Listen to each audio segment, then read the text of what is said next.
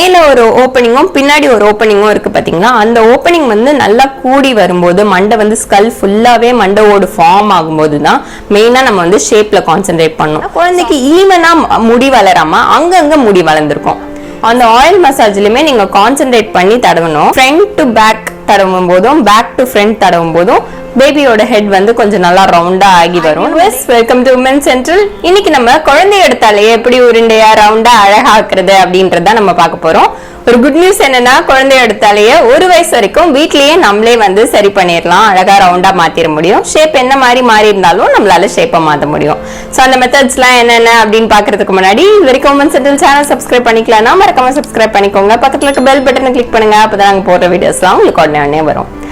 So குழந்தையோட தலையை வந்து ரவுண்ட் ஆக்கிறதுக்கு நிறைய மெத்தட்ஸ் இருக்கு. ஃபர்ஸ்ட் மெத்தட் என்னன்னா, குழந்தை வந்து இப்போ 0 to 3 months பீரியட்ல இருக்காங்க அப்படின்னா நீங்க தரையில வச்சு குழந்தைய பழக்கப்படுத்தலாம். நீங்க மசாஜ் பண்ணும்போதும் சரி, குழந்தை தூங்குனதுக்கு அப்புறமும் சரி, ஒரு பாயோ இல்ல மேட்டோ விரிச்சு நீங்க வந்து தரையில படுக்க வைக்கலாம். என் குழந்தை கொஞ்சம் பெரியவங்களாயிட்டாங்க, ஒரு 4 to 5, 6 months இந்த ஸ்டேஜ்ல இருக்காங்க அப்படின்னா நீங்க குழந்தை படுக்கும் போது ஒரு ஹெட் பேண்ட் அந்த மாதிரி யூஸ் பண்ணலாம். அதாவது ஹெட் பில்லோ அப்படின்னு சொல்லுவாங்க. அது வந்து தலைக்கு இந்த பக்கமா வரும். ஸோ தலையை வந்து ஸ்ட்ரெயிட்டா வச்சு படுக்கிறதுக்கு அது ஹெல்ப்ஃபுல்லா இருக்கும்.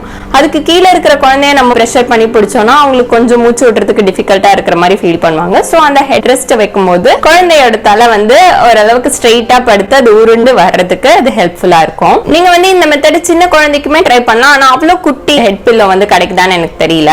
ஆனா கொஞ்சம் பெரிய பிள்ளைங்களுக்குமே இந்த ஹெட் பில்லோ வச்சு நம்ம வந்து ட்ரை பண்ணி ஹெட்டை வந்து ரவுண்ட் பண்ணலாம். நெக்ஸ்ட் வந்து நம்ம டம்மி டைம் பண்ணும்போது வயிறு நல்லா அமுங்கி அவங்க குப்புற விழுந்திருந்தாங்கன்னா அப்படி படுத்திருப்பாங்க. ஸோ அப்படி பண்ணும்போது அவங்களுக்கு நல்லாவே ஹெட் வந்து நல்லா ரவுண்ட் ஆகும் கிராவிடேஷனல் ஃபோர்ஸ்னால.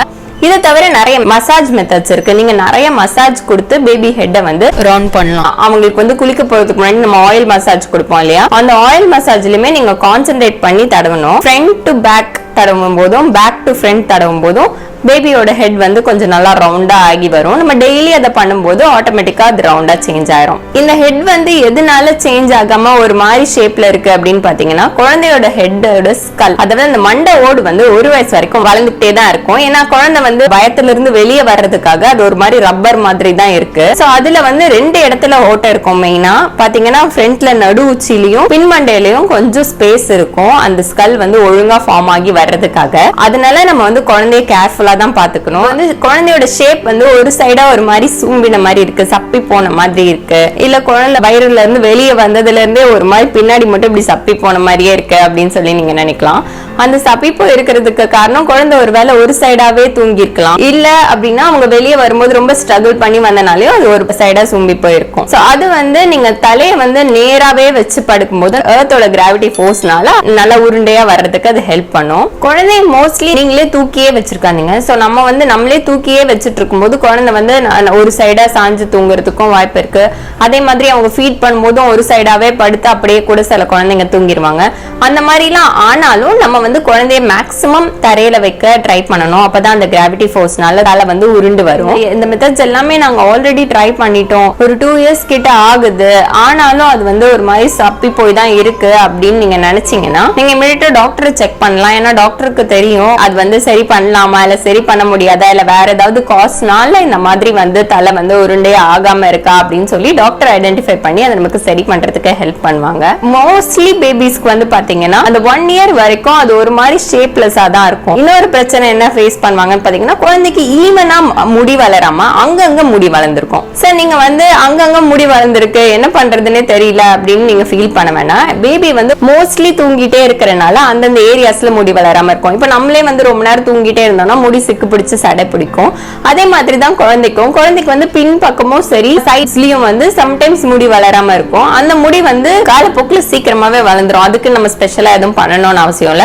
அண்ட் 1 வயசுக்கு மேல 2 வயசுக்கு மேல மொட்டை அடிப்பாங்க, அப்பவும் வந்து அது வளர்ந்துரும். இன்னமும் வளராம இருக்கு அப்படின்னா அது மோஸ்ட்லி பெரிய பிள்ளைங்களுக்கு தான் வளராம இருக்கும். ஒரு மாதிரி பூச்சிக்கடின்னு சொல்லுவாங்க, அதுக்குமே மருந்து போட்டா ஈஸியா வளர்ந்துரும். அதனால நீங்க வந்து ஒரு சைடா முடி வளராம இருக்கு, இந்த சைடு முடி வளராம இருக்கு அப்படின்னு சொல்லி வரி பண்ண வேணாம். இப்ப என் பேபிக்கும் பாத்தீங்கன்னா பின்னாடி அவனுக்கு முடி வளர்ந்து இல்லாம இருக்கு, அந்த இடத்துல மட்டும் ஒரு மாதிரி கொட்டி போன மாதிரி இருக்கும். சோ அது வந்து இப்ப கொஞ்சம் கொஞ்சமா வளர்ந்துட்டு வருது. ஏன்னா இப்ப அவன் நிமிர்ந்து உட்காடுறான், அந்த மாதிரி எல்லாம் பண்ணும்போது அவனுக்கு லைட்டா வளர்ந்துட்டு இருக்கு. இதுக்கு முன்னாடி எல்லாம் ஃபுல்லாவே படுத்துட்டே இருந்தனால அந்த இடத்துல மட்டும் கரெக்டா பின் மண்டையில மட்டும் முடி இல்லாம இருக்கும். அதை நம்ம பார்த்து பயப்படணும்னு அவசியம் கிடையாது. மேல ஒரு ஓப்பனிங்கும் பின்னாடி ஒரு ஓப்பனிங்கும் இருக்கு பாத்தீங்களா, அந்த ஓப்பனிங் வந்து நல்லா கூடி வரும்போது மண்டை வந்து ஸ்கல் ஃபுல்லாவே மண்டை ஓடு ஃபார்ம் ஆகும்போது தான் மெயினா நம்ம வந்து ஷேப்ல கான்சென்ட்ரேட் பண்ணணும். ஸோ அப்பதான் வந்து நம்ம குழந்தைய நல்லாவே படுக்க வச்சுட்டே இருக்கணும். ஏன்னா இந்த 1 வயசு வரைக்கும் அந்த மண்டை ஓடு ஷேப் நல்லா ஃபார்ம் ஆகி திக்காயிட்டே வருது.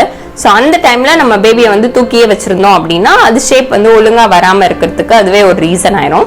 அதனால நீங்க வந்து பேபியை தரையில படுக்க வைக்கிறது, மசாஜ் பண்ணும்போது தரையில படுக்க வைக்கிறது, தூங்கினதுக்கு அப்புறமா ஒரு பாயோ இல்ல மேட்டோ வச்சு தரையில படுக்க விட்டுறது, இந்த மாதிரி நம்ம அதிகமா பண்ணிட்டே இருக்கும்போது பேபிக்கு வந்து ஷேப் நல்லா ரவுண்ட் ஆயிரும். நீங்க லெஃப்ட்லயும் ரைட்லயும் அந்த மாதிரி ஃபோக்கஸ் பண்ணி படுக்க வைக்க வேணாம். முடிஞ்ச அளவுக்கு அவங்க தூங்கினதுக்கு அப்புறமா நைஸா ஒரு பில்லோ மாதிரி ஏதாவது ஒண்ணு வச்சு ஹெட்டை மட்டும் ஸ்ட்ரைட் பண்ணி விட்டுருங்க. நல்லா டீப் ஸ்லீப்ல போன பிறகு பண்ணுங்க. நான் வந்து பாதியில முழிச்சிட போறாங்க அதுக்காக.